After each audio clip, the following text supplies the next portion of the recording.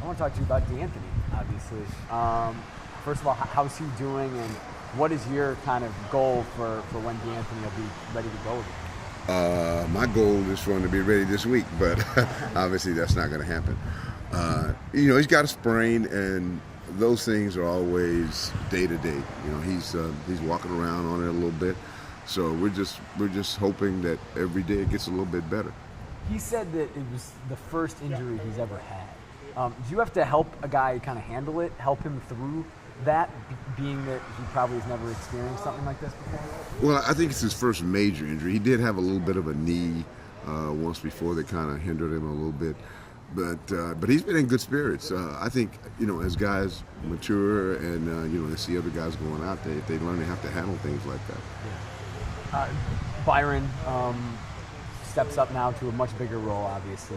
What did you like from his game against Cal when he had that bigger role, and he had the biggest role certainly of his career in a real situation? Well, I liked everything about his game except for the fumbles, of course. But that was a lot due to the weather. But Byron stepped up, and he showed that he had the stamina to carry the load there, like I figured he would have. He showed that in the preseason when we were preparing for the season, and I had hoped that would carry over on into the season. And when he had to step up, he did. He had no problem with it. Do you address those fumbles? Because like you said, I mean, the weather was crazy, probably something he's never seen. Absolutely. We have to learn to deal with the weather and handle the ball in any kind of weather.